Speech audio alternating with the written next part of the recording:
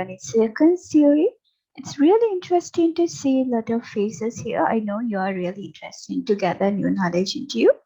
Really appreciate your intention to be a part of us. Your resource person is Tinay Yapa Bandara. I know you already know about him, and he has done a brilliant job in before last week. So I would like to introduce him. He graduated from University of Morator, BSc Engineering in Electronic and Telecommunication, MBA, University of Sri Jawadanapura, and he's working as a visiting lecturer at the University of Rajarata, ESOFT, and Pioneer Institute of Business and Technology. Before we start today's session, I have a question to clarify, Tirina. We can see there are a lot of courses in machine learning. There are a lot of MScs in machine learning.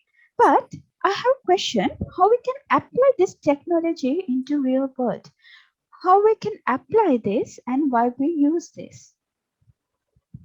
Right, there are a lot of ways to apply this. Thank you very much, Nadi, and thank you very much, everyone who came for the day 2 of the machine learning course. Thank you very much, and welcome to the second day. And it's brilliant to see that all of you are still here, and all of you are in the learning mode. And today we are going to have a lot of fun, including much more depth into the course, as well as we are going to show you some real practical aspects of usage. So as Nadi asked, there are some real ways how we can use machine learning in your real life. You may be coming from different careers. You may be a doctor, you may be an engineer, you may be a data scientist, or you may be an academic, you may be a student, but still there are various aspects where you can apply machine learning into different daily aspects. In fact, let me take few moments for you to show some cool applications of machine learning that are already there in the market. So it's time to show you some real values or some real figures that are coming from the actual market. So let's go through some simple actually used examples of machine learning. So let me stop my video and go through our first example. And this is just a API that we are using, which is called the face detection API. And you can see that it's a very simple model that will detect a human face. So this is a human face detector. You can see even if I move, it will be able to detect me as a human being. And let's try to Google something on the phone and show it to this model to see if it successfully identifies this. All right, here it goes. It's now you can see it's not identifying that, because now this is a point that you need to learn. Now, if you look at my face, it's properly lit and pretty good quality. But this image that you see here is not that good quality, and it is small. Because of that, this thing has few configurations that you can select. For example, it has something called input size, it has something called store threshold, and you can verify all these things. You can change these things and see what's going to happen. So let's get a bit of a bigger image from the mobile phone and see whether it will work. Let's take probably a famous person and apply his face and see if it detects. There you go. You can see that it can detect the face. Now, it can detect even two faces simultaneously. This is a very simple thing, face detection. In fact, this is a cool website. This the extension that we are using, or the library, is freely available. This is a freely available face detection algorithm or a SDK. In fact, this has some other cool things like webcam-based face expression recognition. So it can identify what's my mood. Now it says that I'm surprised at the moment. See, if I smile, it will say I'm happy. And if I if I close my mouth, it says neutral. So it's identifying based from my picture what my mood is. So these are few example usages. Team, which is using some actual machine learning application. So detecting faces among people or even identifying human faces is a pretty real usage of machine learning, and it's commonly used now. It's commonly used worldwide. Face detection, face recognition are commonly used along all the lines of the world.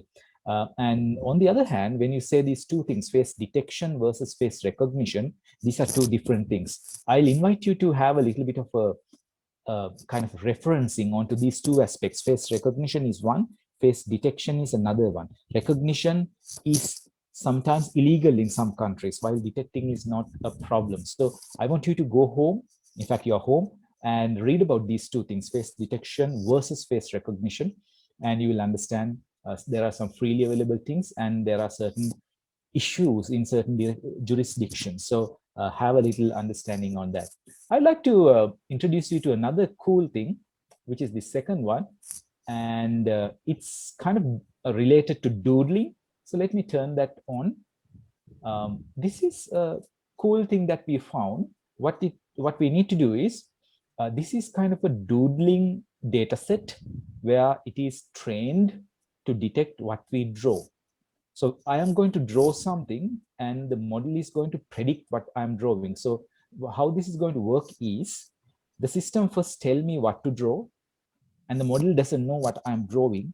And based on what I'm drawing, it will try to kind of estimate or predict what I am drawing. Here we go. Now it is time bound. I'm given only 30 seconds to draw. So let's see how it goes. Right, I have to draw a pineapple under 20 seconds. Now, remember, I have to draw a pineapple and the system or the model doesn't know that I'm going to draw a pineapple. Let's see what the model will predict. I hope you all can see my screen and see how things are going. If you can see my screen, just type yes. Let's see how many of you are with me. If you can see my screen, it's kind of a yellowish background. All right, brilliant. Here we go. The second example, real-time example of understanding pictures. Here we go. I have to draw a pineapple. Now, I'm not a pro in drawing, so in fact, I don't know how to draw properly, but let's give a try. Here we go, drawing a pineapple. I have only 20 seconds. I see knee. Okay, it Or predicts it as a circle. circle. Or moon. I see How baseball. do you draw Or a soccer pineapple? ball. Or wheel. Or basketball. Oh, right. Oh, I know. It's pineapple. Got it. See? He finally got it, that it is a pineapple. Did you hear the sound coming from the computer also? Did you hear it? If you heard the sound, just type yes so that I know what the computer is predicting. Brilliant. Right. Now let's try this. This is asking me to draw a computer under 20 seconds, and let's see how the model will predict this. All right, here we go. A computer.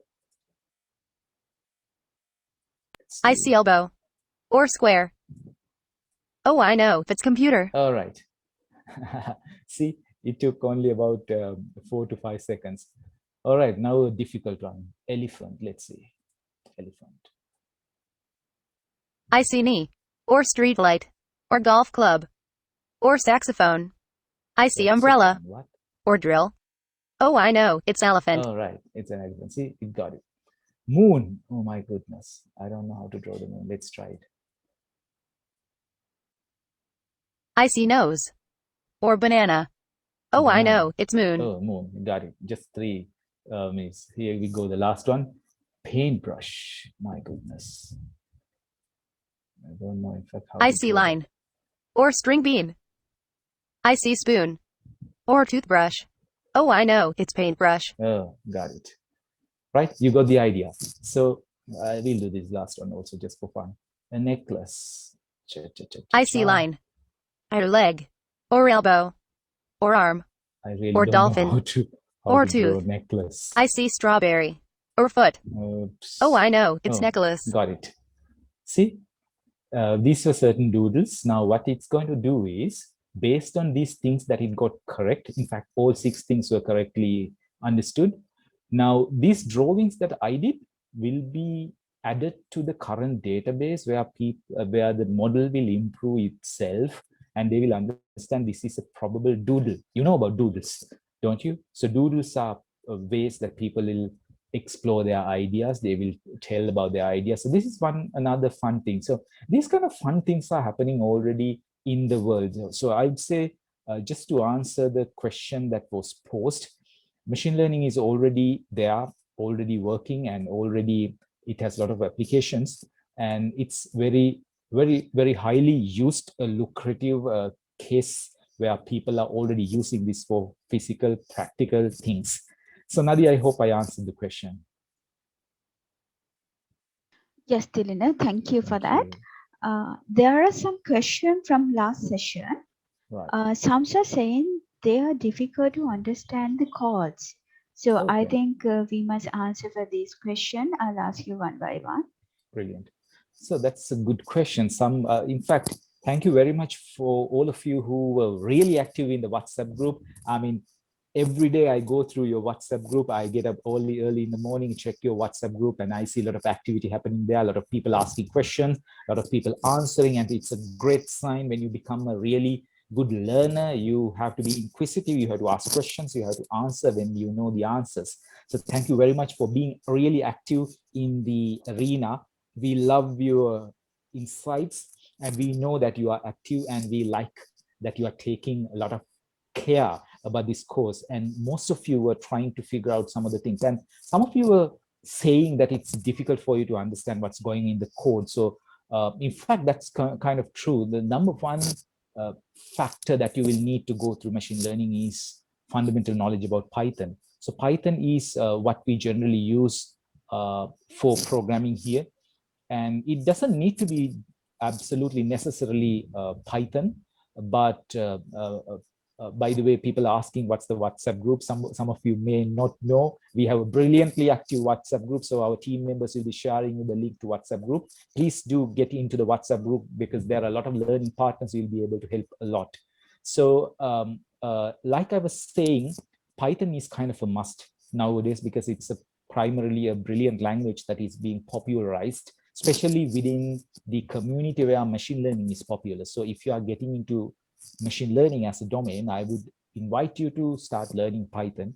And some of you are saying, well, you know Python, but it's pretty difficult for you to understand what's going on in the code. For example, here are some of the code that that we were sharing with you, and you were saying, well, some of the things that you don't understand because we were using libraries like pandas and numpy and all these things that are happening with those libraries. It's pretty difficult.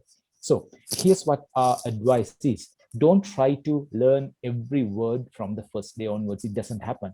If you go on try to understand what this each sentence says from the first day onwards, you will not be able to finish this. So what we would like you to invite is, first take some things as it is. For example, last week we shared you the work file, and in that work file, there was the algorithm or the class called perceptron. And that perceptron class was already implemented for you. Now, if you go on and try to understand that perceptron algorithm with your limited Python knowledge, it will be really difficult, because it's the perceptron algorithm is not just Python, but you will need some mathematical background to support the perceptron algorithm. It's a heavily mathematized subject, unless you know the basics of how perceptron works, not just the simple basics, but you will need to know the real mathematics background. Unless you know that, it will be difficult for you to understand what this algorithm is doing. So learning each sentence, learning each code line is going to be a bit difficult at the beginning. In fact, what you can do is, now, since you know what perceptron can do, you can use this class to do some real work. Example, that's what we did last time. You have a already implemented perceptron class, and we use that class to develop something meaningful. That's how you should start. And when you are comfortable using the class, then only go into the code base and try to understand what it's trying to do. For that, you have to have a background of a little bit of mathematics. You need to have better understanding of the fundamentals by reading other things and getting to this. Right. So this is a fundamental thing. I would advise for you not to go deeper into the available algorithms and to understand each line by line. But instead, if you are new, please start using the algorithms and do something meaningful with those algorithms. And you will see that it's brilliantly used. And the moment you are comfortable using that algorithm, move to the next algorithm. We are going to show you some fantastic algorithms today. And even we are trying to go through some of the contents line by line so that you will understand those lines better. So for those of you who mentioned that understanding codes line by line was difficult, we are going to go through some of the things line by line today to give you more in-depth knowledge. So those of you who are here are privileged, and those of you who are here, you can say that you are kind of the privileged crowd, because you are going to get a pre-depth, a bit of a depth, in-depth knowledge today, as well as you're going to get knowledge about many more algorithms where you can play around. And stay tuned, ladies and gentlemen, because you are going to end up with winning some fantabulous gifts today. How many of you like gifts? If you like gifts, type yes. Type yes if you like gifts, like getting gifts and presents. Because just because you are fantastic that you attended the second day, we are going to give away some fantabulous gifts to you, some of the lucky winners of today's session. And we are going to give you some challenges, and all of you who are going to win will go home with fantabulous gifts. And we'll let you know what those gifts are at the end of the session, so stay tuned for that also. Right. So the shorter version of the answer is don't try to understand each code line until you start using that algorithm. Nadi, I hope I answered that question. Yes, Delina, thank you for that. It's really good sign to see most are vague and exciting towards machine learning. It's great sign, but they have a doubt that how they can learn it further, machine learning further. Can we recommend some materials to them? Yeah, absolutely. So some of the gifts that we are going to give are related to that as well. We are going to give some fantabulous courses to you so that you will be able to learn further. I think there are some freely available brilliant courses out there. You can use them to learn a lot. In fact, to be honest with you, I have also been benefited from such kind of courses. I mean, think about that. Anyone who is in the machine learning domain has been benefited from such. So I would advise you to follow a course, probably a video course. From a video course, it's better to start, because these are kind of things are pretty explanatory. It uses minimum time rather than going through a book. So I'd advise you start with the video course. There are a lot of brilliant video courses out there. Especially, I can recommend the Coursera video course by Stanford. That's a brilliant one, and many people use that as the fundamental building block to machine learning. And we have again a book recommendation. If you go to our workbook, on the very beginning, you can see a recommendation of a GitHub repository, which is from our book, Python Machine Learning Book, 3rd edition. That's what we are recommending generally for people who are using Python for machine learning. So that's a brilliant book, and there are many other books, but this book is kind of basic, and you can easily read it. And for a beginner, it's very kind of easier to read, and it does have a little bit of mathematics, but does not dwell too much complex into that. So if you want to skip some of the mathematics and later, if you are planning to come back, it's always good. Because I believe when you're working in machine learning, reading texts and reading and updating yourself about the context is really, really important. So make sure that you find a good book and follow some good material. And books should be kept as your Bible when you are working through this program, because anyway, when you are doing industrial machine learning problems, you will need some books and reference material to read. And especially when you are working with machine learning, let me stress this fact, especially when you're working with machine learning related problems, reading research papers is at most important, because some of the problems are already solved, and those solved problems are generally populated in journals or in research papers. So I would generally recommend all of you to go to Scholar, Google Scholar, or any other similar site and find related machine learning code. I'll show you a simple example. If you're new to this, by the way, some of you may already know how to do this, but let's say you are new to this field. So let me type on the browser scholar.google.com. This is just one way of finding these kind of things. Remember, there are any other ways. So scholar.google.com is the place that will give you research papers, journals, access to some of the things. It will just search you things. Mind you, some of these things are not free. Some of these things need an investment, but there are a lot of free material as well that are coming from Google. So let's find something simple. Let's say iris dataset classification, and it will give you a lot of samples, a lot of things, lot of peer-reviewed articles. That's what we call peer-reviewed articles. And in front of them, if it is a PDF, you can download the PDF directly. So let's go to the PDF and see what that is.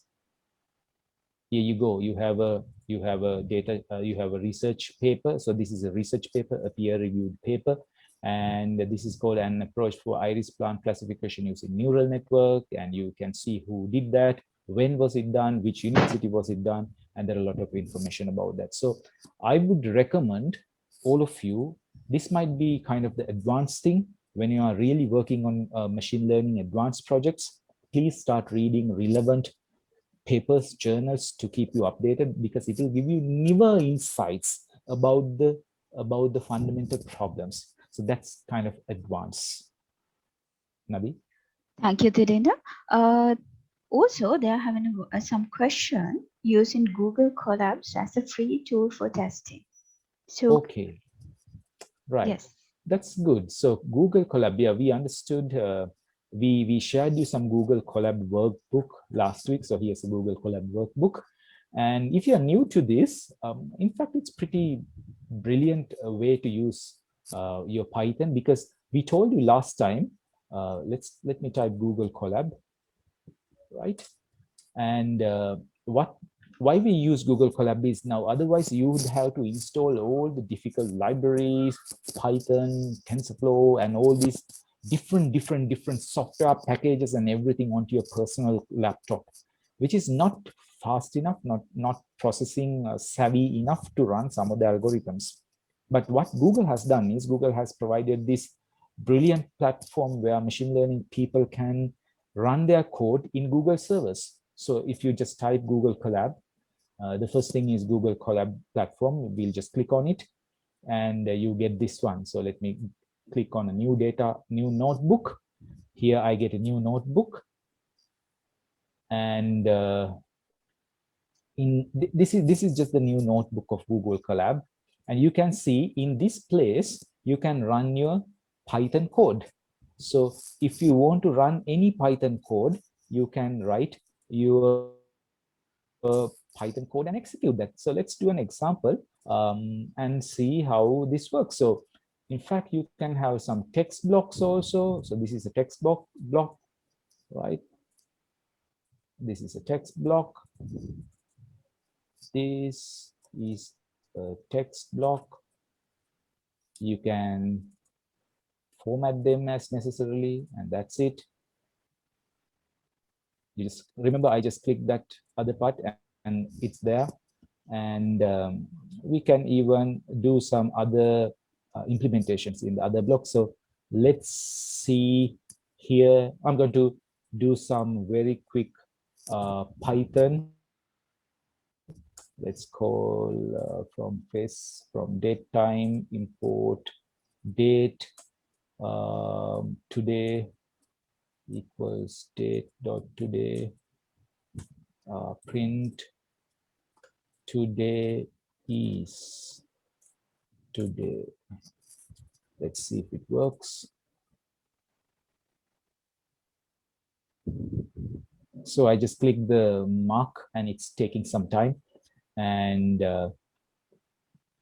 mind you, it will not take this much of time. All right, we got it.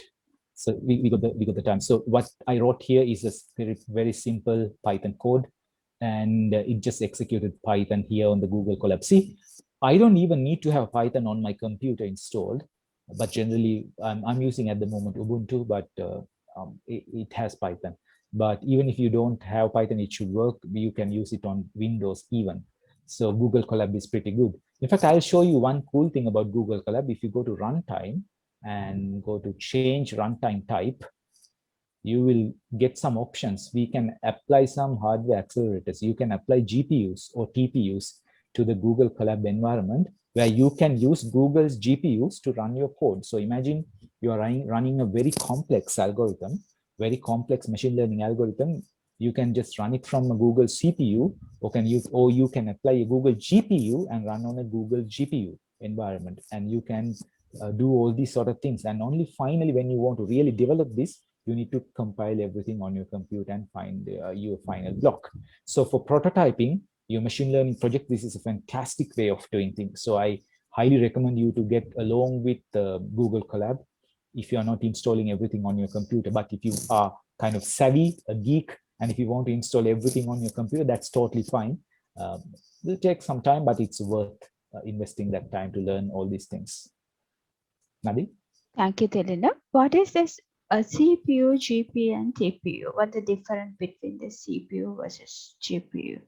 All right, that's a brilliant question. In fact, I also had that question when I was starting this.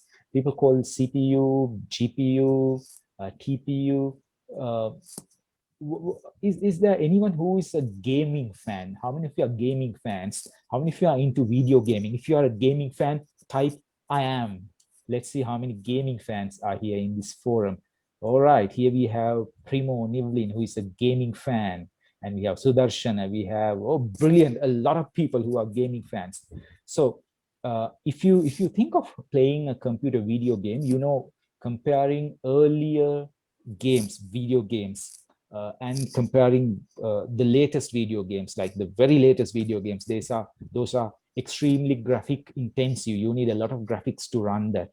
And just the processor is the conventional processing in our laptops, computers are not enough to run those very graphic savvy games. Those are very heavy storage wise as well as for processing wise. They are heavy. In order to run those things, the general processor is not enough. So you need some additional power to run graphics related mathematics. Otherwise, you'll have to load everything to the general CPU, where for CPU, it will be a burden because, you know, CPU has to run all other things also. While scheduling all other activities, it has to cover the graphics of these modern games. Now, the answer to that is, what if we can offload the graphic related computing intensive mathematics to another processor, which we call the graphic processing unit? That's where the GPU comes. So GPU is nothing but a graphical processing unit. It will help the processor or the CPU, it will help the processor to enhance the performance of the graphics. So whenever you want to improve the graphics and to support the CPU with processing of graphics, you bring the GPU. So you have the CPU. In fact, let me tell you, CPU also have a little bit portion of the GPU inside. It's an internal GPU. But if you take a computer, you know, graphic intensive things like streaming, playing games, or neural networks, machine learning, and image processing, these kind of things are graphic intensive and calculation intensive, which are related to graphic. In that sense, CPU is not enough. So we are offloading some of those complex mathematics, graphic related mathematics, to a GPU, and GPU will support that. And right, somebody says the screen is not visible. Can others please mention if it is small? Is it small to everyone, or is it just Mohammed? The shared screen, is it small? All right. Ranjan or Nadi, from any panelist, can you please Yeah, ping I my shared can. screen? Yes, I can see properly. All right, gentlemen, ladies, what you'll have to do is double click on the shared screen, and you'll see it bigger. You'll see it bigger. And in the meantime, the admin panel here, can you please pin my shared screen so that it will be the first screen visible? All right, brilliant. Thank you. So we are talking about the GPU, and it's going to support the CPU. And then we have this other thing called the TPU, Tensor Processing Unit. Now, this is again something coming from Google. Google, the moment Google introduced TensorFlow, I'm pretty sure you have heard of TensorFlow. How many of you have heard of TensorFlow? How many of you have heard of TensorFlow? If you have heard of TensorFlow, type yes. Let's see how many of you have heard of TensorFlow. Brilliant. Most of you have heard of TensorFlow. So TensorFlow is the next level of machine learning, rather than using all these little mechanisms like metrics, you go to the next level where you introduce something called a tensor mathematically, and that tensor will be used for calculation. And the moment you introduce a tensor, it's a multi-dimension object. It's even difficult for a CPU or a GPU to process tensors. And TPU is an application-specific processor. It's only for TensorFlow-related projects. To run and accelerate TensorFlow-related projects, you get a TPU, which will accelerate your TensorFlow-related projects. So TPUs are not for playing games or streaming or watching YouTube or watching movies. The tensor processing unit, TPU, is for accelerating TensorFlow related projects. So this is the simpler difference between all these three things. Now, mind you, it's very highly unlikely that you are going to own a TPU, but some of you, if you are hardcore GPU fans, you might already have a GPU. By the way, just for fun, if you already have a GPU, say I. If you already have a GPU, just type I. So let's see how many of you own a GPU at the moment. But a GPU is pretty costly and not everyone will own that. But if you are really hardcore, you'll have access to a GPU. And if you have access to a GPU, running these models in your computer might be much, much faster, and it will be easier because you have a GPU with you. So it will be easier. And it's highly unlikely at this moment that you own a TPU, but you will not need because you can use Google's Colab. And that's pretty much into what's the difference between a CPU, GPU, and a TPU. Nabi? Thank you, Dilina. I would like to invite you to start today's session. Dilina, it's over to you. Thank you. So that's kind of the recap of what we did from last week. And today, this is kind of the summary what we are trying to do today. And mind you, today we are going to do some fantastic things, including a lot of activities, a lot of work, a lot of practical sense. You are going to see a lot of examples, a lot of code. We are going to go through to code level and see some of the code level things. And here's a sample of things when it comes to supervised machine learning. Remember, we talked about supervised machine learning last week. And when we are giving annotated data or labeled data, we call it supervised machine learning. So we generally see supervised machine learning as a 5-step process. The initial step is selecting the features and collecting labeled training example. And today in this course, just because labeling data is going to take some time, we are taking already labeled data. Remember last time we took the iris data set. A data set, this is already labeled by some people, and we are going to use that data set today onwards also. And this is already labeled, so we are going to skip that part. Labeling is a bit of a time-taking process. You have to either manually label the data, or you will have to use another application to label the data. So we are not going to label the data. Instead, we are going to use an already labeled set of data. And today we are going to talk about choosing performance metrics, which means when you have a supervised machine learning model, how do you know whether the model is working fine? You have to find a performance metric, and we are going to talk about that. And then how to find the best classifier, and how do you find optimization methods, and how do you evaluate whether the model is working good or bad. And then comes to tuning the algorithm. And we'll actually not move towards the tuning the algorithm part. That's kind of the next level. And the books and the courses that we mentioned will cover more in depth into the tuning algorithms. How do you optimize algorithms, and how do you even tune the parameters of the algorithms? Some of you may have already heard of things called hyper improvements, hyper parameter tuning, which will improve current modules into the next level. So these are some of the things that are pretty advanced. So we'll move into today's session and see what we are going to do today. Right. Another question that you might already feel like asking is, should we be writing all these algorithms by ourselves? Now, if the answer is yes, you might just stop this session and go home and do something else.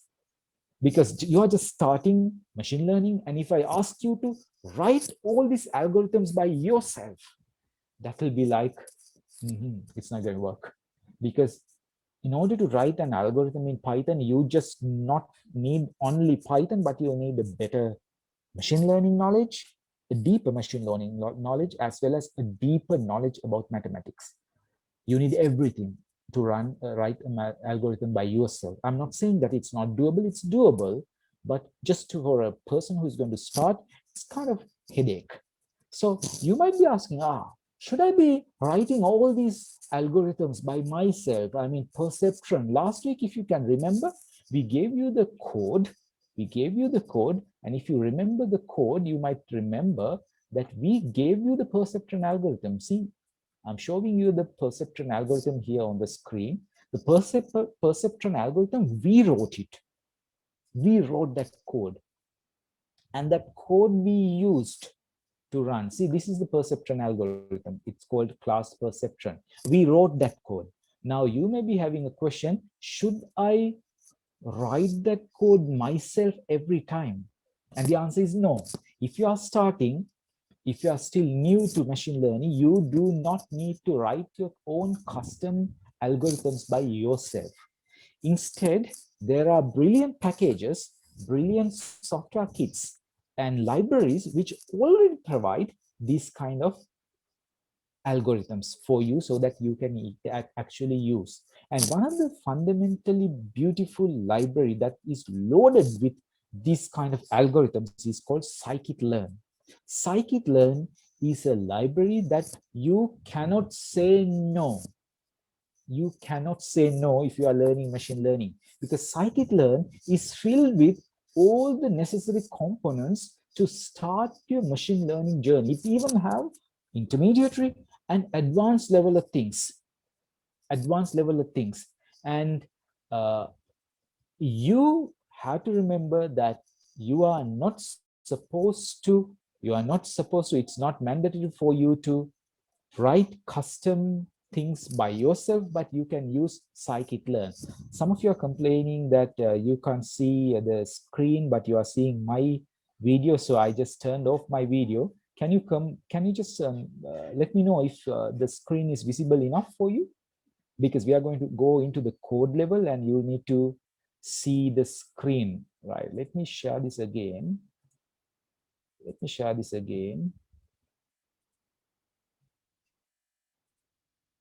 Right, let me know if it is better. Let me know if it is better. Now, okay, brilliant, super, fantastic. Right. So again, we were asking the question whether you need to write your own algorithm, or you will be able to use some already available SDKs or libraries or packages. And scikit-learn is such kind of a fantastic library that you can use, which is coming with a pool of algorithms. So that's one package that we'll be using from this point onwards. And this is not the only library, but this is free to use. So we'll use scikit-learn. In fact, to tell you the truth, most of the machine learning people use scikit-learn for their daily industrial work, even the industries. Right. So we are going to also use scikit-learn, and let me show some work that we have done from scikit-learn. So I'm going to close this and I'm going to show this one.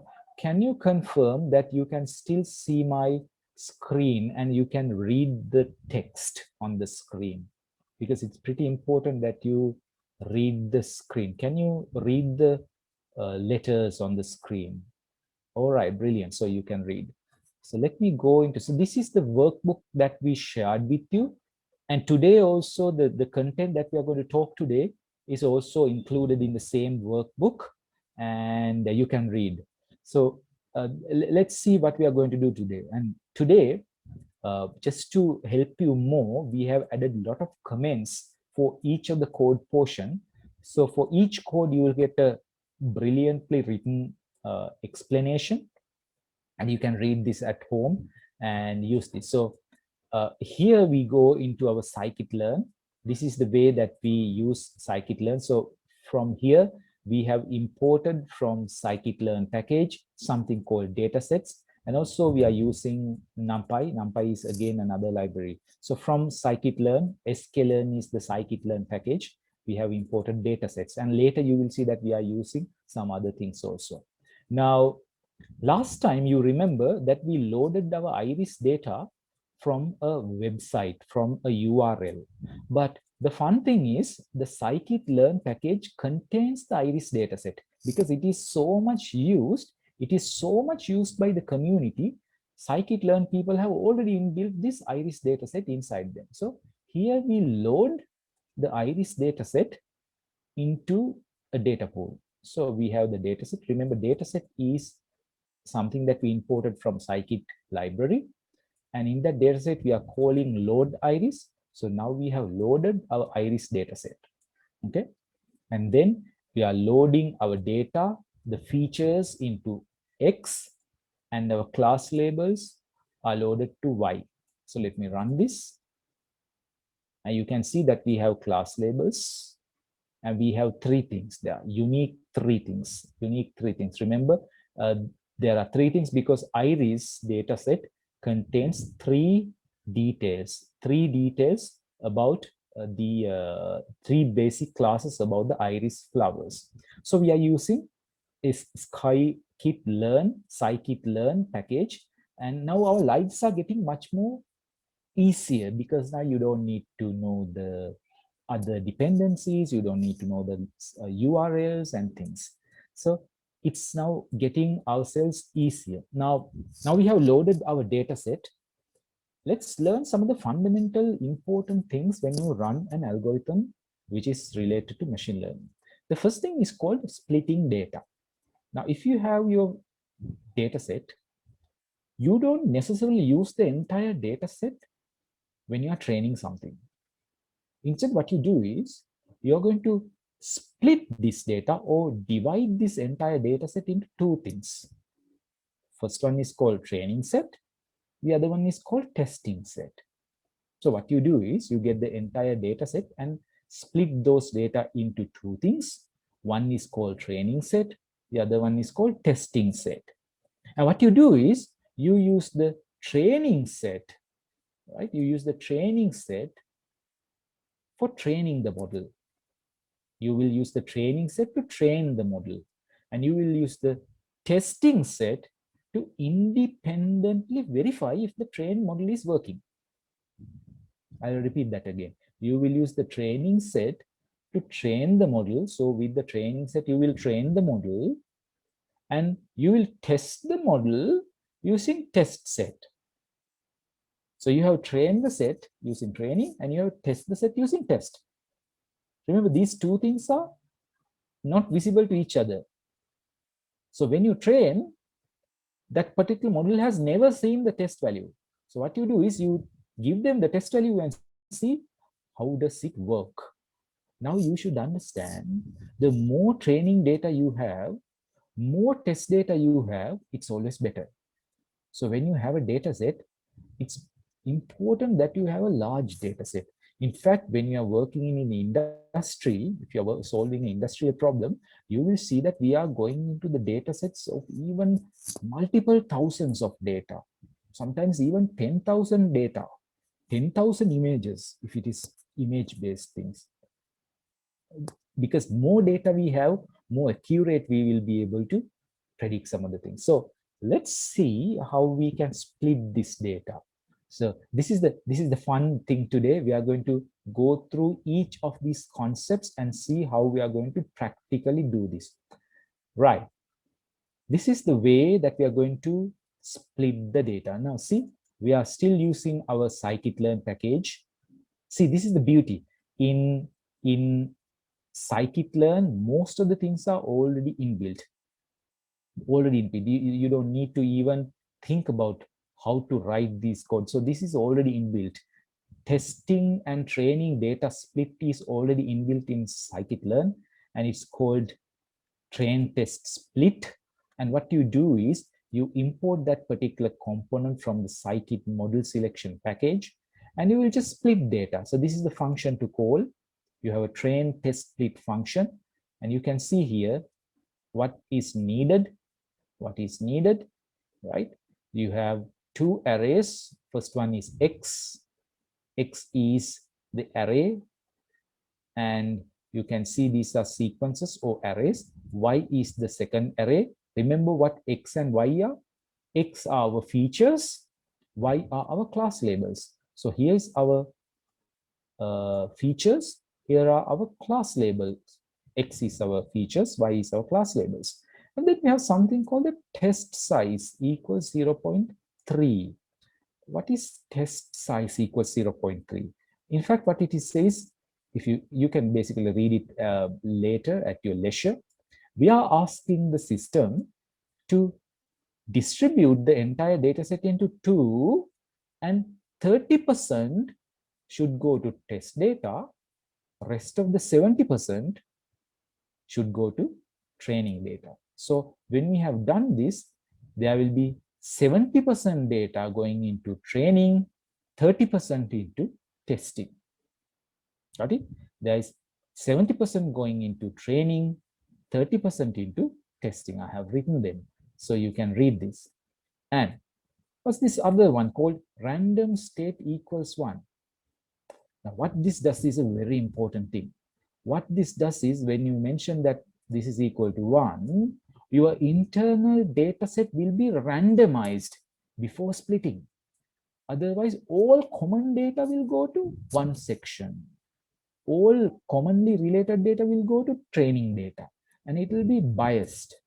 In order to reduce that bias, we will randomize the entire data set before even working, before even splitting. This is what we do with random state equals 1. And what is stratify equals Y? Stratify is again another fantastic thing. Stratify, when it is set to Y, or Y means yes, Y means yes, when it is set to stratify is set to Y, same proportion of class labels will be included in both training and testing. Let me actually show you that portion. So I'll run this one. Okay, that is executed. Now let's print the exact output. So this function has multiple 4 outputs. First, we have xtrain, that means features that we are going to use for training. Then we have xtest, features for testing.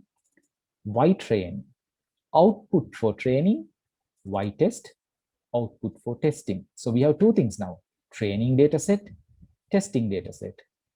This is features training, features testing, output training, output testing. So we have 4 things.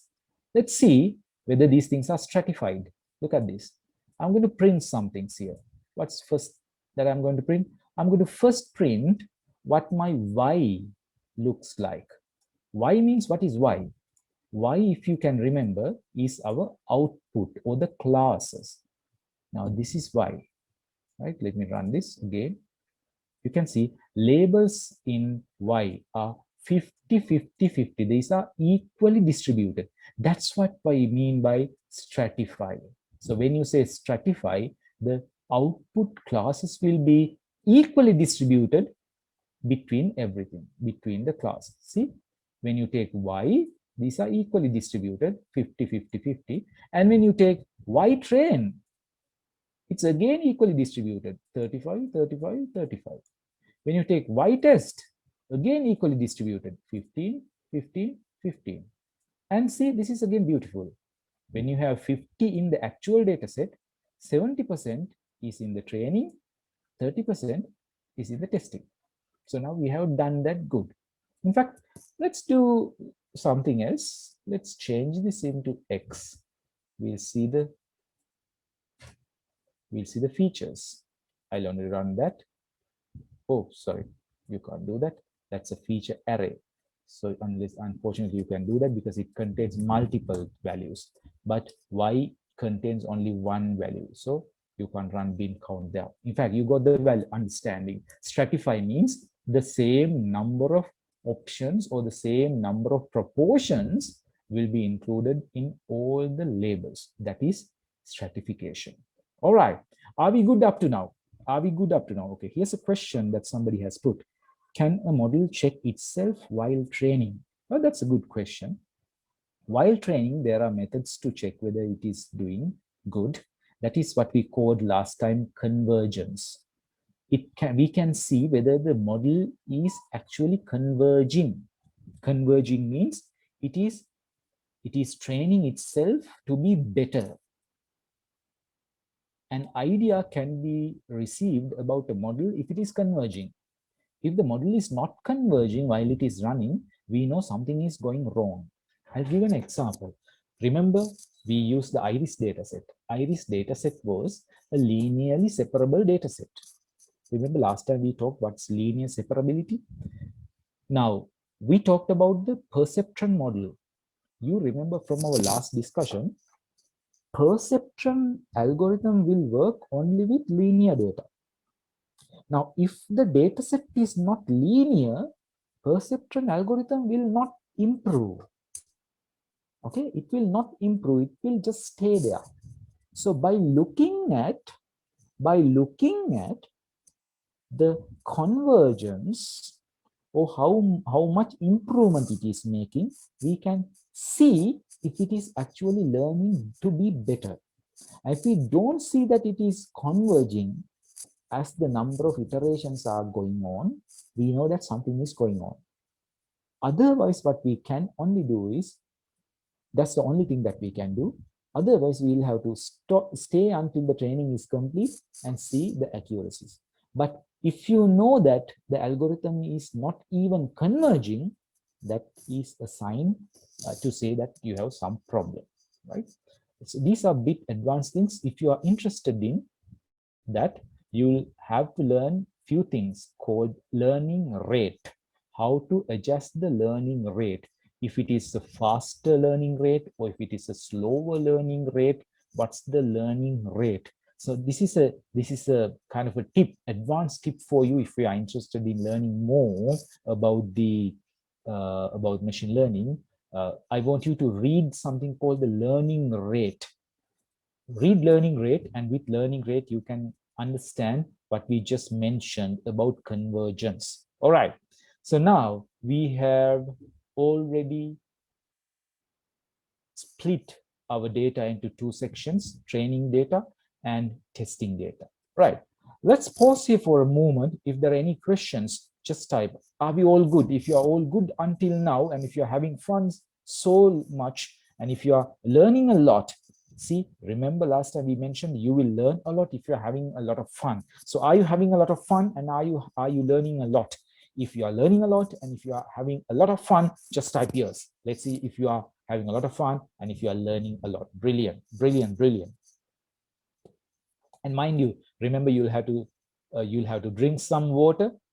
Drinking water while learning is very important. That keeps you hydrated, and water helps you to remember a lot of things, and because your brain will be activated more when you have a lot of water, right? Okay, from splitting data, we are going to move into our next important aspect of learning, which is called scaling. Scaling. So we are going to talk about a very important aspect called feature scaling. Okay, feature scaling. Now, let's think about an example. Let's think about an example. Let's say we have a project to improve the income of Dehiwala Zoo. Okay, let's assume we have a project to improve the income of Dehiwala Zoo. Just for simplicity, let's assume in Dehiwala Zoo there are only two animals, elephant and mouse. So now our job is to increase the income of Dehiwala Zoo. And we know that Dehiwala Zoo has only two types of animals, elephants and mouse. And now you are going to, as a machine learning model expert, you are going to create a model to see if elephants are more helpful to improve the income, or mouse is more important to increase the output of the things, of the income. Now you understand, apparently elephant and mouse are not two things that can easily be compared, because it's inherent to difference.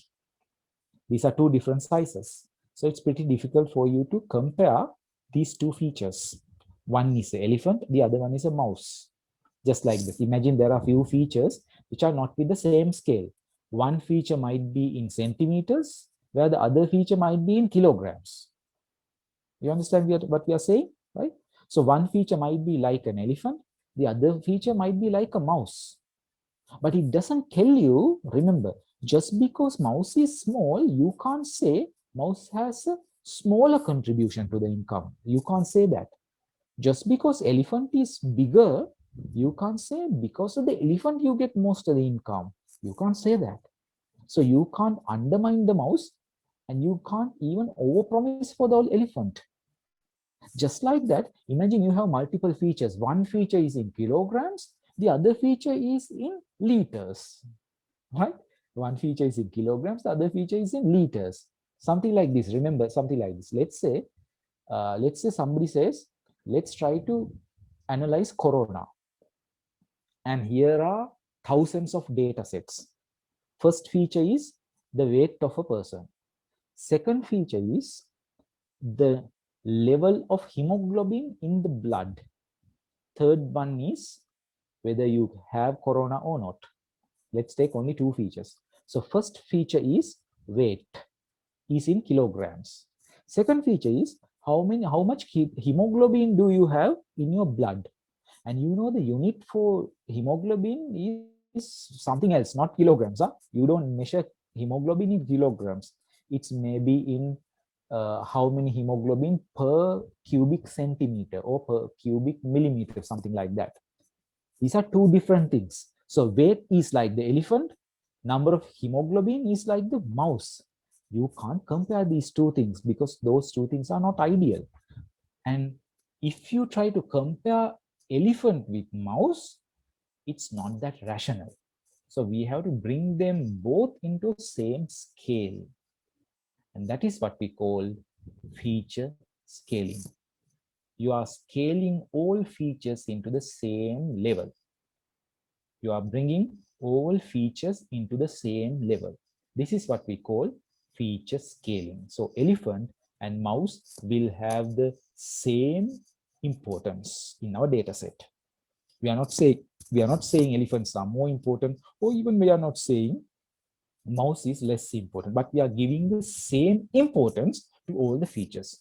So in the corona example, we are giving the same importance to the weight as well as we are giving the same importance to the hemoglobin count. So we are giving the same importance to all data, right? This is kind of our concept. Feature scaling is the concept. Let's see how we can use this in the actual code, right? Now, when you say feature scaling, there are two popular methods to scale your features. Remember, when I say scaling, you have to remember the mouse and the elephant. Okay, mouse and the elephant. That's what you need to remember. See, in order to do feature scaling, there are two methods. One is called normalization. The other one is called standardization. Normalization and standardization. Although these are big words, don't worry. Normalization means bring all the feature values between 0 to 1. That's what's meant by normalization.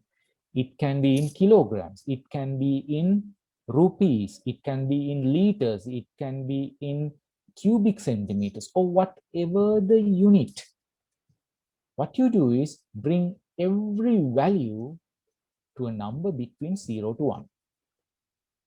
So all features will have values between 0 to 1. That's called normalization. And then you have something called standardization. Standardization is based on what we call standard deviation. Last week, I can remember somebody asked the question whether you need statistics to do machine learning. So these kind of questions are very important because if you know statistics, it's helpful. Otherwise, you will have to learn them again. See, when you get to standardization, you get words like standard deviation and mean and spread. So standardization is a feature scaling method which is based on standard deviation. So when you get standardized features, what you do is you shift the mean of the features to 0 and you set the standard deviation of the entire data set to 1. And this is what you need to know. Forget about all those complex things. When you apply standardization, you bring all features to a range of -3 to +3. So the value of your feature data set will go to a range between -3 to +3. That's what will happen when you do standardization. So let's apply standardization to our data set, right? Because we want all our data to be in the same scale. Otherwise, one is in centimeter, the other one is inches, other one is not comparable. One is like an elephant, the other one is like mouse. We can't compare those mouse with elephant. Because of that, we are going to bring standardization, and we are going to use standardization as the feature scaling method. See, this is where we apply standardization. Right, let's see what we are going to do. Again, we are using scikit-learn, and using the scikit-learn's processing package, we are importing something called standard scaler. Standard scaler is a method where we can use to do standardization very easily. So we create an object of standard scaler, and we fit. When we say fit, we apply our training data. And when we say fit, it will calculate the standard deviation and the mean of that data set. So we have our data set xtrain. Xtrain, remember, is our training data set. When we say SC fit, it will calculate the standard deviation and the mean. And we say SC transform, it will transform the training data set into a new data set, which is standardized. These are now standardized outputs. We have feature scaled outputs. Let me actually show you that. So let me first run this. Okay, it's run. Let's actually print these things and see. Now, I'm going to first print first 5 data set of the training data. See, these are first 5 data. 1, 2, 3, 4, 5. You can see first 5 training data. First one is 1.4, 0.2. Second one is 1.7, 0.2. Third one is 5.3, 2.3. 5.7, 2.1. See, to me, the first one is like the elephant. Second feature is like the mouse. First one has big data, bigger numbers, and the second one has smaller numbers. So it's pretty difficult to interpret and compare these two things. So let me show you what our standardized data looks like. Remember, see, we are using our xtrain here. That's our training data. Now here we are using standardized data. If you look at this here, you can see, let me run this. You can see now the numbers are comparable. You have -1.3, -1.6, 0.8, 1.06, 1.44. On the right-hand side also, you have -1.3, -1.3, 1.4, 1.1, -1.3. The data is between +3 to -3. And both features are comparable now. Both features are comparable. That's the most important thing. And this is what we call feature scaling. This is what we call feature scaling. Now, congratulations, ladies and gentlemen. Now you have split the data, and the split data now you have standardized. And both features that you have now selected are standardized. They are both given the same value. One is not an elephant, the other one is not a mouse, but both of these things are now in the same level, same importance is given to both features. Right. If you are all good with standardization, just type clear so that we can move ahead and go to an actual training of the data. Brilliant, brilliant, brilliant. Yes, it's like the ZCO. Oh, ZCO is a nice example. Yes, brilliant. So a lot of people are responding. Thank you very much for your active response. Your active participation is absolutely important. Absolutely important. This is very important that you are with us. So thank you very much, ladies and gentlemen, for this kind response, active response. And here with the standardized data, let's move into the important perceptron algorithm. Right. At this time, we are going to do a little change. Remember, last week we used a custom written perceptron algorithm. That perceptron class was written by us. It was custom written. But the fun thing is, you do not need to write your own classes because scikit-learn gives you most of the generally used, commonly used algorithms. Perceptron is a very commonly used one. So scikit-learn also already has it. So why not we use it? Why should we write our own things when it is already built? So we are going to use the perceptron algorithm that is already built in the scikit-learn. So let's use that. Here we are importing that. From scikit-learn, we are importing perceptron algorithm, which is in the linear model package, right? And in the perceptron algorithm, we are running the perceptron algorithm. And here is our training. You can see we are offering it training, standardized training data and the output data, right? Standardized training data and the output data. And we are asking it to train. And if you look at these two values, these are important things. Remember in few minutes back, I mentioned about something called learning rate. These are bit advanced things, but these numbers are generally found by experimenting. You can't look at an algorithm and say what's the actual ETA or ETA should be. These things should be experimented. That's why we have things like Google Colab. Experimenting is absolutely important.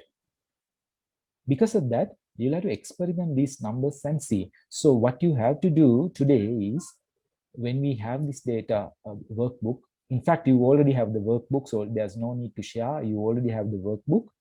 What you can do is you can just change this eta value or the learning rate and see what will generally happen. There will be some good cases, there will be bad cases, right? So this is the place that we are going to use the perceptron algorithm from the scikit-learn package, and we are going to train the data using our standardized data and the trained data, right? There's another question coming in. Can we test with standardized data versus non-standardized data? Will it still run and show whatever bad results it get? Yes, you can, but the optimized answer you will not get. You will get some answer, but the answer will not be the optimized answer. Okay. In order to get the optimized answer, you get to do the standardization. The good thing in machine learning is you will somehow get an answer, but the errors will be more, or it will not be the obvious thing. So if you want a better version, if you want less errored version or high accuracy version, you will need to standardize. Otherwise, you can do that, but the answers will not be what you expect. Okay, I hope I answered. Thank you for that question. By the way, it's a good question. Okay. Now, we have already trained. Let me run this again, just to be clear, just to be sure. All right. We have now executed our training. Now it has trained. And let's try to predict something. Now, remember, we trained using our training data. That's the important point in splitting. We trained our model using training data. See, this is our training data we have used here. We called it extreme STD, right? This is standardized training feature data. But here, when we are using predicting, using our model that we just trained, we are using our test data, X test standardized. So this is our standardized feature test value. What is PPN? PPN is what we found here. PPN is the object of perceptron. If you know what classes and objects mean, you know what classes and objects mean for sure. Object is a component that is derived from this perceptron class. So PPN is an object. And we use the method of that called predict to predict the values for this X test or test data. And you can see when I print, so remember, y pred means our predicted outputs. Y pred is our predicted outputs. And y test is our test outputs. Now I'll tell you that again. Y test is our real outputs and Y pred is our predicted outputs. Now we have two things. Our actual labels are Y test, our predicted labels are Y pred. Now, ideally, these two things doesn't need to be really the same, because our prediction, we don't know whether it is correct or wrong. So let's print that. Let's print how many predictions are actually right. Let me run this. Oh, look at this. There is a misclassified example. Only one. Only one is wrong. All other things are good. Wow, that's a good thing. See how many samples we had? We had 45 things. We have about 45 things. Out of 45, only one is misclassified, which means only one misclassification per 45 things, right? Only one misclassification, only one. But do you think that one is, misclassifying one is good or bad? What's your idea? Do you think misclassifying one is bad, or do you think misclassifying one is good? What's your idea? Is it bad or is it good? What's your idea? If you think bad, just type bad. If you think it's okay, just type okay. What's your feeling about that misclassification? Okay, somebody says bad. Okay, somebody says okay. Some other says okay. Some other says bad, good, it's okay, good, good, okay, okay, okay. Right, bad, okay, okay. Right. It's kind of mixed. Your answers are mixed. Your answers are mixed. In fact, you can't still say whether this is good or bad, because we don't know what's the real use case we are looking for. So we still don't know if this is good enough or bad. In fact, we cannot say whether this is bad or something okay. But you can actually calculate this and see. Look here. See, we have 45 things, and out of 45, one is not working, which means the error rate is 2.2%. See, error rate is 2.2%. In fact, you can calculate the classification accuracy. 1 minus error rate is the accuracy. All right, 1 minus error is the accuracy. This accuracy is what we need. Accuracy is what we need. So the good news is you don't need to do all this mathematics. Instead, scikit-learn still provides you the method to find accuracy. You don't need to run all these things. See, you have to just get accuracy score package and run the accuracy score function. And what do you need to provide? You need to provide test output and predicted output. Y test means your actual true class labels. Y pred means your predicted class labels. And when you provide this, it will give you the accuracy. And now our accuracy of our algorithm, of our trained algorithm, is 97.8. It's good up to 97.8. Okay, it's 97.8 accurate.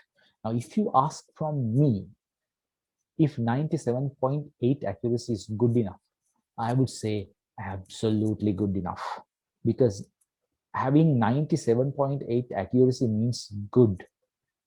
But there are depending cases. Now, imagine this accuracy is for, let's say you have a project where you need to build something like a vehicle engine, right? You have to run some machine learning models to check if the engine is faulty or not.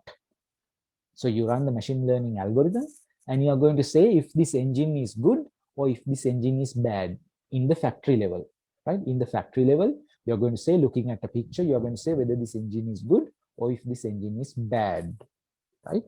In that situation, if you say your accuracy is 97.8, what you are really saying is, if you run 100 engines, you will say 97 engines correctly, but 2 engines you are not sure, because there's an error of 2%. 2 engines You don't know whether you will be correct or wrong. Can you do that? Absolutely not. Absolutely not, because engine of a car cannot be that random. It has to be absolutely critical. So if it is a vehicle case, even 99% accuracy level is not enough, because you are saying one engine can fail from every 100 engines that you make. Not enough. What about 99.5? Maybe okay. 99.9, preferably okay. 99.999, maybe okay. It depends on your real use. So accuracy is the measure that we want to see if our algorithm is doing good or it needs to be improved. So accuracy is really, really, really important. Every time you run an algorithm, you have to see what's the accuracy of this algorithm. Now, if you are okay with your accuracy, just type, I'm good. Just type, I'm good. And remember, when you type, I'm good, you have to remember to yourself that accuracy is really important. When you run a machine learning model, you have to always look at the accuracy of that particular machine learning model and try to improve that accuracy to a higher level. Now, ideally, when you are starting, your accuracy will be less. Your accuracy will be absolutely less. I can remember one work that we did at our office. Initially, that project accuracy rate was 50%. In fact, I'll tell you what that use case is. We had a machine learning model to identify thieves. Thieves looking at a CCTV camera. Can you identify a person as a thief or not looking at a CCTV footage? Our initial accuracy was about 50%, which was not good. And we kept on improving it. The 50% became 70%, 70% became 80%, then it became 85%, 90%, 91%, 91.5%. Likewise, it went up to 93%, which was a brilliant thing. Now you can say whether this person is a thief or not with the accuracy of 93%, and it's a high value, absolutely good value. And that was kind of approved. And remember, accuracy is pretty important. Right. Now we have a model which is trained for 97.8%. Let's draw this. Let's draw the decision regions and see how our dataset is distributed in this new perceptron algorithm. Remember, last time we took only 2 features, but this time we are using all 3 features. And look at this. For drawing, I have already given you a function. You don't need to write this. You don't need to remember this. This is another, just a simple function to draw. And let me run this. Don't worry what this does. This just draws. And this is just consuming that above function. See, I'm using the function called plot decision regions. That's the early function that I showed. See, this is plot decision region function. And I'm using that function, and I'm giving my input variables xtrain, xtest, std, ytrain, ytest. And here we have the final distribution. You can see now we are using multi-class classification. We have classified our data set into 3 things. 3 things. Look at this index. Red square means 0. 0 means the first type of flowers. Then you have crosses, the purple color thing. Purple color thing are crosses. Crosses are the second type of flowers. And then we have the small green circles, which are our third type of flowers. And you can see those 3 decision areas are quite closely classified. And the beautiful thing is you can see these bigger circles, which are test sets. See, look at this.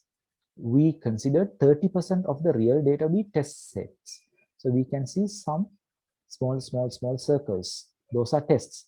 You can see in the test of these red color things, all tests are within the red color thing, so it's all good. And here on the crosses, only one cross here, only one test cross here is outside. Only one cross is outside. See, that's why we said there was one classification error. But here on the green, all circles are within the green zone. So this one, this little cross here is the misclassification. That's why our algorithm said that there was one misclassification. Okay, now I'm going to ask you a question. Why do you think our algorithm could not draw a much better line to make the misclassification 0? Why do you think that it could not draw a perfect line? Why do you think it could not draw a perfect line to make misclassification 0? Any ideas? Let's see what you think. In fact, we talked about that last time. There was a requirement to run perceptron algorithm, and that requirement is not fulfilled by this dataset. What's that requirement? Can you remember what that requirement is? Right? If you know that requirement, type that in the chat box. Can you remember why we have misclassifications here? Why do you think we have misclassifications here? But why did it fail to provide a perfect answer? We talked about that, date. Well, Odil, you are quite close. Dataset is not ideal. In fact, the real word that we are looking for is the dataset is not perfectly linear separable. The dataset is not, thank you, Lahiru. That's the idea. The dataset is not fully linear separable. When the data set is not fully linearly separable, the perceptron algorithm does not converge properly. The perceptron algorithm does not converge properly when the dataset is not linearly separable. This is a problem with the perceptron algorithm. I have explained this in the later section. You can read it at your leisure, but remember, when the dataset is not linearly separable, perceptron algorithm will not converge. Because of that, how many times you train it, you will still have misclassifications because the dataset itself is bad. Now, this is a problem with the perceptron algorithm. There can be better algorithms, but perceptron is not ideal. Because of that, people generally don't use perceptron, but it's good for teaching the first steps. So now you know perceptron, and now you know the problem of perceptron. Perceptron is not used because it heavily depends on the situation where the data set needs to be linearly separable. Right. But now we are going to a much more powerful algorithms.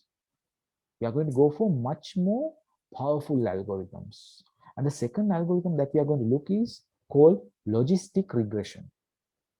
Right? The second one we are going to look at is called logistic regression. Now, these are really powerful algorithms that we are going to talk from this point onwards. From this point onwards, what we are going to do is we are going to talk about multiple algorithms. Logistic regression is just one algorithm. Now, just because it says regression, this is not a regression algorithm.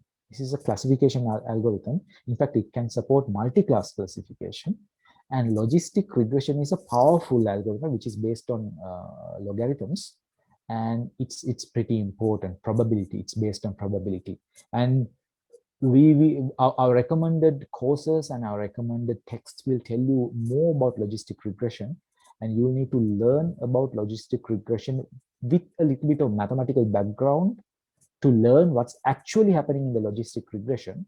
But here, just as I mentioned, we are not going to worry too much on what logistic regression means. Just for now, imagine that logistic regression is a better and a more powerful classification method. Okay, better and a more powerful classification method. So instead of going to our perceptron algorithm, Now we are going to the logistic regression. Now, do you understand why we are moving to logistic regression, but not to the perceptron? I hope yes. Here is an example how to run a logistic regression. See, very simple, isn't it? How many lines does this code has? Pretty simple. Why? Because we are using scikit-learn package. Here from the scikit-learn, we import logistic regression.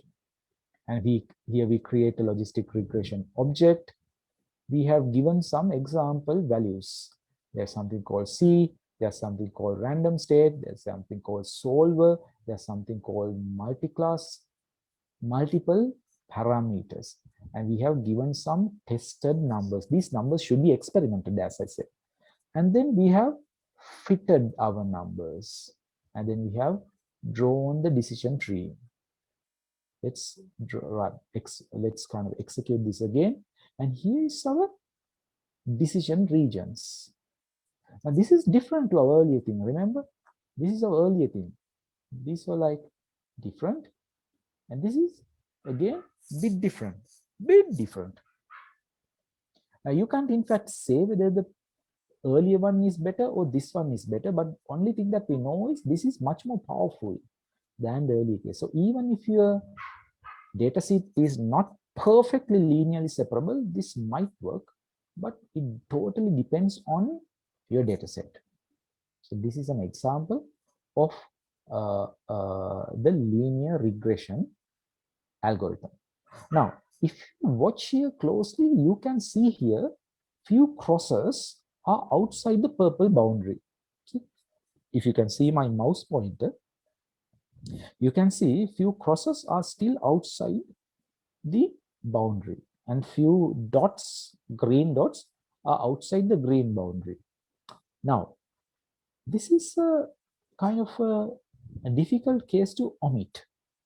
And this tells me to go to the next thing that we were going to talk, the next concept that we were going to talk, and that's called underfitting versus overfitting. This is a very important section when you're doing machine learning. Now, this is the section you will need your other primary details like learning rate. And this is directly linked to the accuracy of your model. Do you want a very highly accurate model, or are you ready to compromise your accuracy? Now look at this one. You have these three things. Right? You have these three things. You can see the first line is a straight line, and it classifies the algorithm into two. And some crosses are on the bold side, and some bolds are on the crosses side. There are few misclassifications. Second one is a bit better. There's a line which is kind of curvy, but there's still one cross in the bold section, the blue section. Third one is absolutely brilliant. The line is absolutely brilliant. It perfectly classifies the two classes into two. Now, I'm going to ask you a question here. If you would like to use a model, the first model, the second model, or the third model, what model would you like to buy? If you have to buy a model, what model would you like to buy? First one, second one, or the third one? Don't think what others are thinking. Just tell me what would you buy, okay? A lot of people are going for the second one. Okay, somebody says depending on the situation. Okay, Amadi says third one. That's good. That's good. Thank you for being honest. Primo says third one. Chamodi says third one. Ashfa says third one. Hiran says third one. Akil says third one. A lot of people are saying third one or the second one. Nobody's going for first one, isn't it?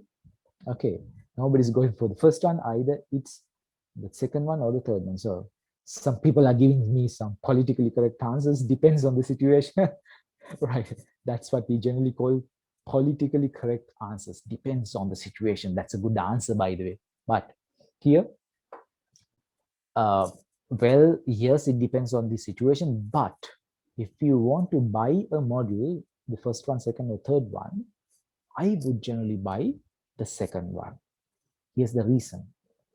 The third one, now first one is obviously out. You can see there's a lot of errors there, right? Crosses are on the wrong place, balls are on the wrong place. So first one is what we call underfitting. It has not fit the data properly. There's a lot of errors. And what about third one? It has perfectly classified the two classes into two. Yes, it has perfectly classified, but remember something. Remember, you train the model using training data. And the model has not yet seen the testing data. Now, the model has perfectly fit for training data, and you don't know if it would work for testing data.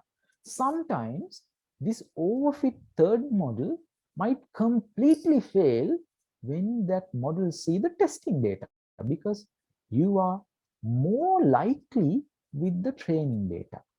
More likely with the training data, right? You are more likely with the training data. But the moment you see the testing data, that's not what you expected, right? That's not what you expected. That's completely not what you expected. So you are trained, but that's not what you are tested. It's something like this. Remember this. Now let's say you are practicing for cricket match. You are practicing for cricket match, right? In the practice net, you practice with the tennis ball. You practice for softball cricket.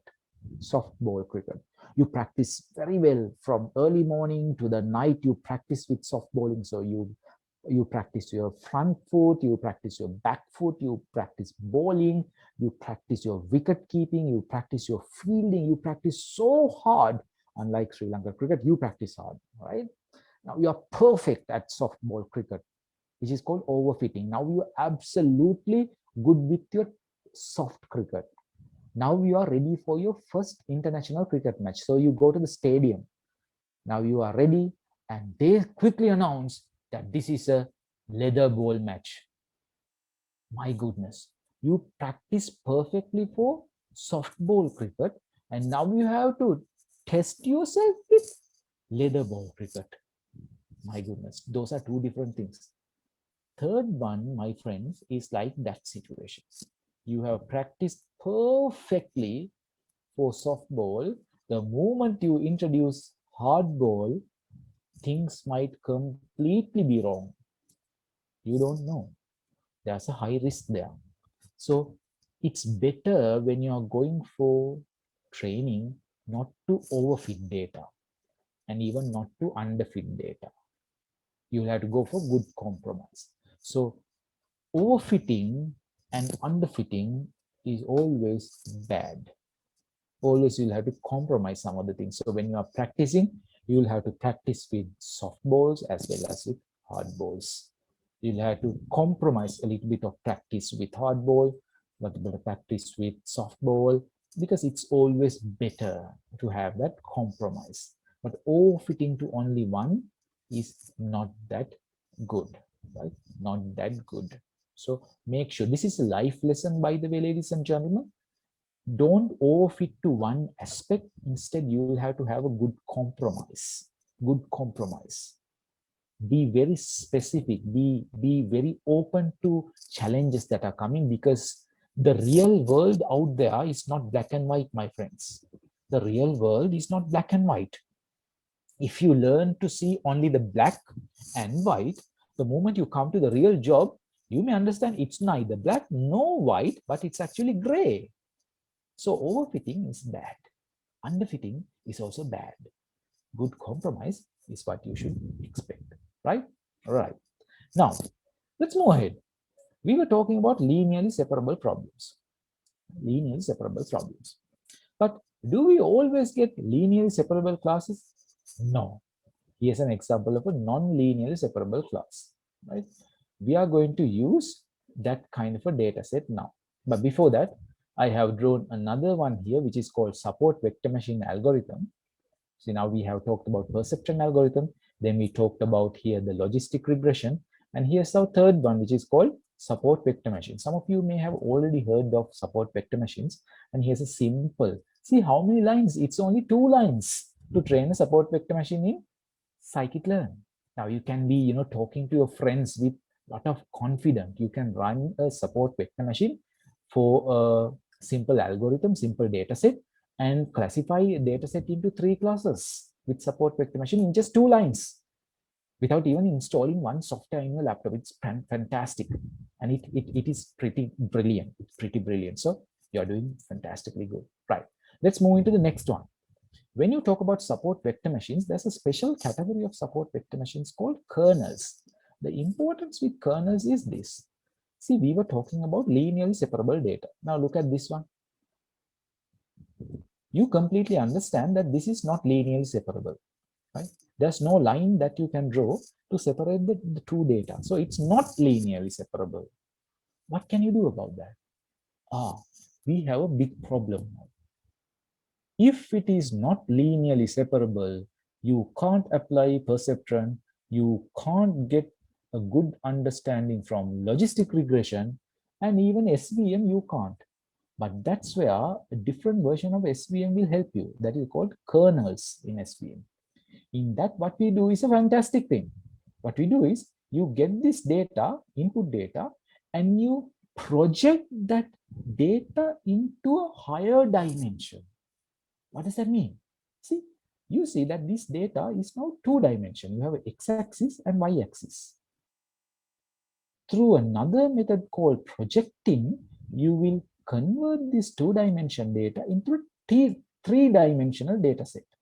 See, this is our 2-dimensional data, and we convert that into a 3-dimensional data set.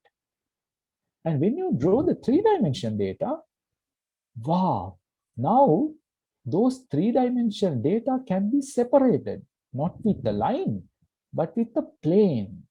Remember, see here? See, the red colors are on the top, blue colors are at the bottom. So using a plane, you can separate these two things, 2 classes. So now it's not linearly separable, but still it is separable using a classification algorithm. So if you have the earlier data set, it can be classified using a plane like this. This is a classification. Still a classification, but it's not for linearly classified data. This is for non-linear data, right? This is for non-linear data. So let's see what can we do about non-linear data. If you have this kind of non-linear data, we use what we call SVC kernel. So let's apply a SVC kernel. See, this is still our SVC support vector machine, and we use a kernel called RVF. Don't worry about these things, what kernel to use and things, don't worry. Let's just apply and see the fun, right? It's important to have fun, isn't it? It's important to have fun. So here's our kernel, and we apply that and we train that. And with just simple one line, we have trained it, and let's draw it.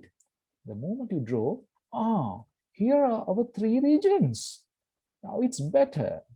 See, we are getting better and better and better at predicting. At predicting, we are getting better and better. Now, can you see that there's something called gamma here? A variable called gamma. Just for fun, I'm going to increase that. All right, I have not increased the above one. Let me run this one. Sorry, I could not run this one. Here is our SVC. Now let me run the kernel. Brilliant. And let me increase the gamma to 100 and run this. Whoa! Can you see that we have 3 separable classes now? We have the red zone separately, the purple range separately, and the green zone separately. 3 planes to classify 3 things. And these are not anymore 2-dimensional data. These are now 3-dimensional data, right?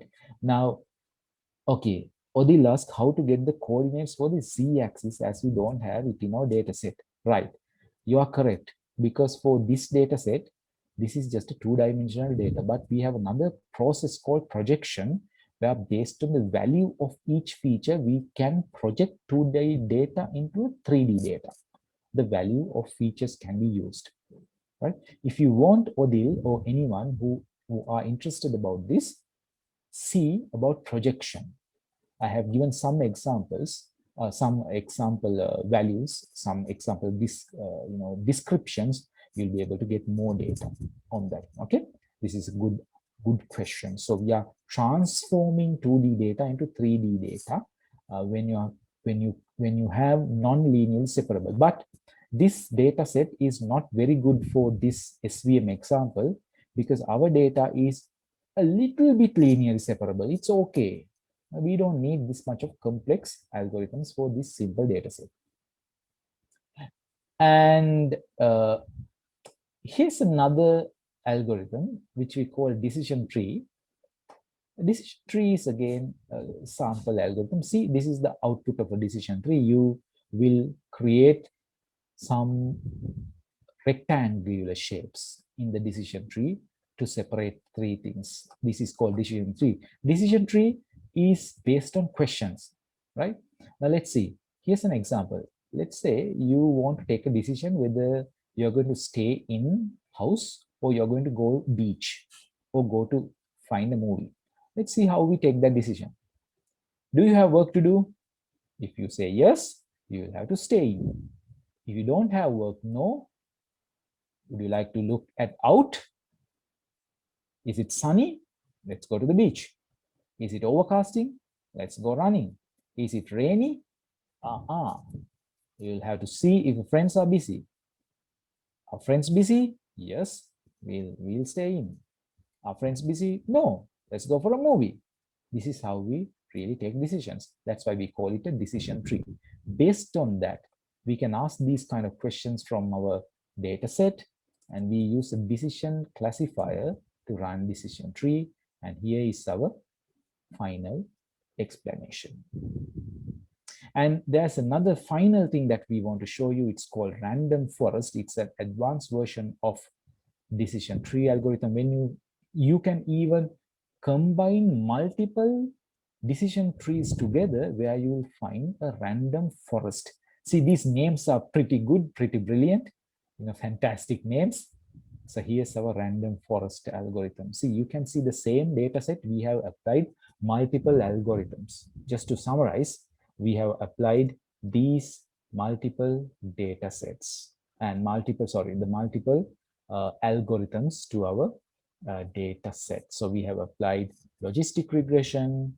We have applied our initial one, which is support vector machines. We have applied decision tree, and we have seen random forest. And in for situations where we need non-linearly separable data, we saw support vector machines helped with kernels. So we remember we started with perceptron and it has issues. So we went with logistic regression and we went with support vector machines. And you can go with decision tree, you can go with random forest, and you can even go for neural network. We have not gone into that level. So you can work on that on your own and see how KNNs are working. So we have looked at multiple algorithms here, and most of these algorithms you will have to test and experiment and see how things are going on. Okay, now we have come to almost the end of the today's session, and I'm pretty sure that you are still excited because this is the end of the second day of the machine learning course. And we are not going to just end this session without some fantastic gifts, remember? But before going into the gifts, let me remind you a few things. First thing is our data set or our workbook is now complete and up to date with our second day as well. And this data book is already given to you through your WhatsApp group. And our administrators in this group will make sure that you again will have the link to this data book or our workbook. And this workbook now contains your first day examples, descriptions, as well as the second day examples. Now, this is a complete workbook for you to start your machine learning journey. In fact, you can start with this data. And after reading these things, running these things, you can go for a course, and then you can go for a book to read. I think that's a good practice. Start from this workbook, run through the workbook, and then run through a course, and then you can finally start reading a good book, right? So this is kind of an work that you'll need to run your case. Now you are pretty clear, you have a good idea of what kind of work that you'll have to do. And how many of you are now ready to know the gifts that we have kind of presented already, that we are ready to give it to you? How many of you are excited about the gifts?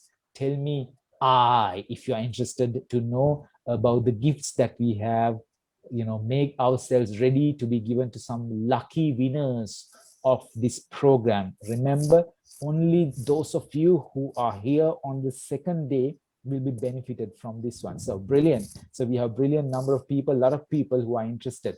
In fact, before giving you the challenge, remember that there's nothing called free lunch. So these gifts will come to all of you who will complete a challenge that will be given by us. In fact, it's a pretty simple challenge that we are given to you that will open a lot of opportunities for you to go ahead with your machine learning journey. So let's have a look at what our gifts are, what our presents are. Here's our first present. All right, this is a fantastic present, and it's a extremely expensive but a locally made a development kit for all your embedded systems work. And it is a robotics. It can be used for other embedded systems related work, and it's a development kit that's coming from innovators, and it's designed by innovator, one of the local company. And it's the brilliant prototype board, which is based on Arduino, and it can be used for your robotics work. It is, as you can see, inbuilt with a lot of motors, a lot of sensors, a lot of actuations, and it has an inbuilt processing unit, inbuilt visualization unit, inbuilt a lot of customizations that you can apply. And this is, if you are going to buy this will be cost around 15,000 to 20,000 rupees in Sri Lanka. And we are going to give this to one winner of the challenge that we are going to have. So how many of you are excited about this product? How many of you would like to have this product to your home? How many of you are interested about robotics? How many of you are interested in embedded systems? And how many of you are interested in owning Inspire 1.0 embedded systems Arduino based development platform? Brilliant. Thank you very much for all of you who are enticed and can't wait to own this, this is going to help you for your embedded system. So this is our first present, and this is not the only present. Here comes the second present. See, we are so happy to have you here, so we don't want to send you home without having this brilliant presents. So here's our second present. How many of you are interested about the second present? The second present is even far more interested than the first present. The second present is, if you are ready, say ready. If you are ready to listen to my second present, say ready. Say ready, say ready, say ready, say ready. All right. The second present goes to 3 people, 3 unlimited access to Coursera courses, 3 unlimited access. I'll repeat it again. Unlimited access to Coursera paid courses. We are going to give you three licenses that can be used for unlimited courses in Coursera. So you can go and learn anything in Coursera, literally anything in Coursera, and it's going to be unlimited. How many of you are excited about that? Now I'm thinking, can I have one, please? Can I have one, please? I mean, Open University has kind of get in touch with us to offer you these brilliant gifts. So you because you are brilliant, you are doing absolutely great, and you are wonderful. We love you. We we want to help you, and you are this so brilliant. And we know that you are super excited about this. Even I'm super excited. I have to say, I'd imagine to have this gift to me, but in fact, these three gifts are only for you.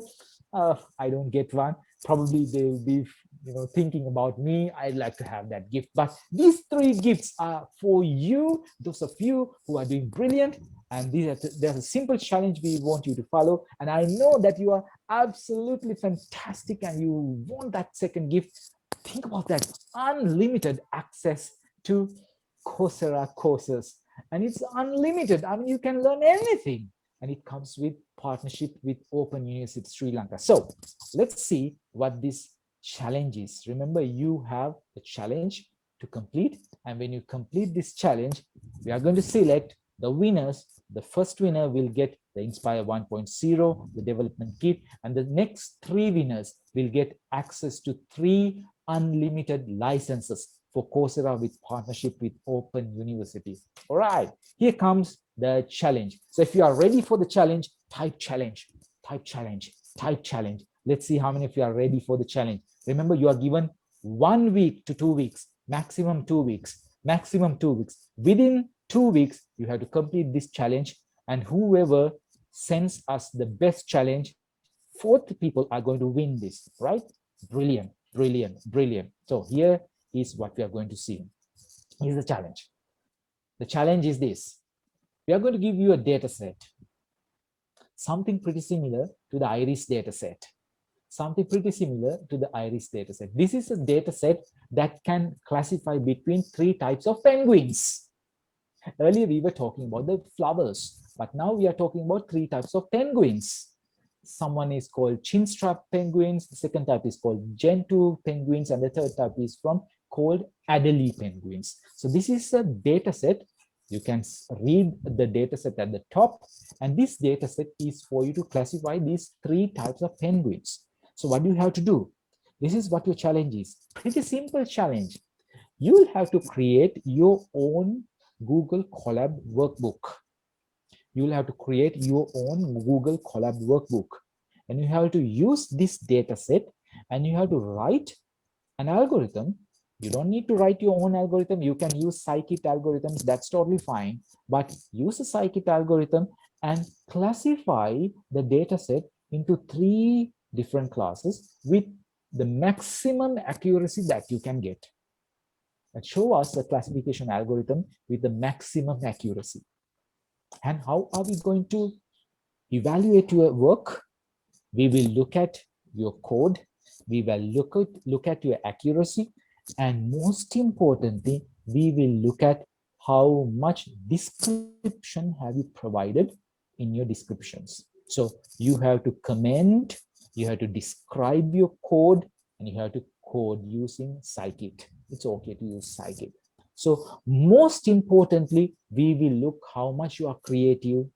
We will look at your creativity. We will look at your results, your accuracy. When we will look at your descriptiveness, how much information you have shown, how much information you have received, observed, and how much information have you disseminated. So remember, when you are working on your Google Colab, you'll have to use the data set that we have given you. Don't worry about typing and reading these data sets. We'll be sending you an email about this.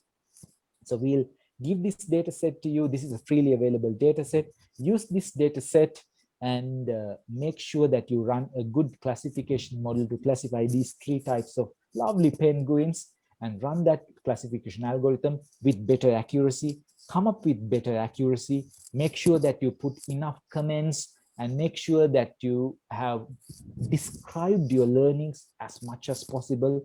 So we will go each and every one of your workbooks, Google workbooks, and whoever has gone through this module and described perfectly, commented your code, accurate, and use your modules, and with creativity, we'll give you the presents. The presents are with you, and within 2 weeks, we are going to announce the winner. And the faster you present, the faster we'll be able to evaluate you. So how much time do you have, ladies and gentlemen? How much time do you have? Let's see. How much time do you have? Just type your answer. How much time do you have to complete this? Let's see. How much time do you have? 2 weeks. That's it.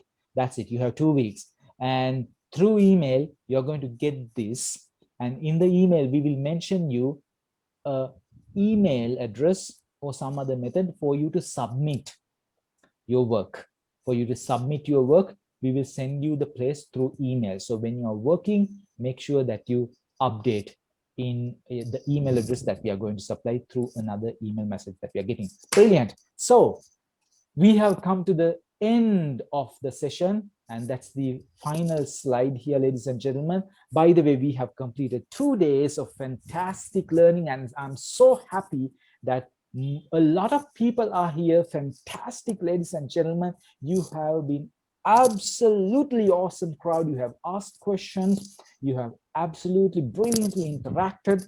You have asked questions. You have interacted. You have answered our things, and you have worked so hard. You have had fun. I'm pretty sure you have learned a lot. So let me ask you this finally. How many of you learned a lot while having a lot of fun? Type yes if you learned a lot, and if you learned a lot while having a lot of fun. So thank you for saying yes. Thank you for saying yes. Thank you for saying yes. The moment you say yes to your life, the life is going to say yes to you. So unlike others, just don't say no to your life. Just say yes to your life. The moment you say yes to your life will say yes to you. With that note, ladies and gentlemen, thank you, thank you, thank you, thank you, thank you very much for being this absolutely gorgeous, wonderful crowd, and for being this much active. And let's find you in our next session from this course. Make sure that you send this message across to your friends, like the Facebook page, share that messages, share all the things that are coming. Even don't forget to share your Google collabs to the Facebook. That's totally fine. Talk about this course, spread the message, because we are trying to spread this positivity to the people in Sri Lanka, because that's what we need at this moment. So thank you again. Thank you, thank you, thank you very much for being here, learning a lot. Thank you very much, ladies and gentlemen. And until we see you again in another similar program, thank you very much. Have a great night and stay safe. Thank you very much. We'll see you again. Thank you all. Goodbye. Thank you very much, Tilna. It was actually brilliant session. I think this may help you to brush up and warm up your mind about machine learning. We are having amazing gift for you. We don't want to go home without anything. These all gifts are yours and you can win them. So I would like to remind you, we have uploaded our last session to YouTube. You can view it now. I have added the links to chat box. Another kind request for you all, please fill the feedback form before you leave today's session. Thank you very much for you all be a part with us.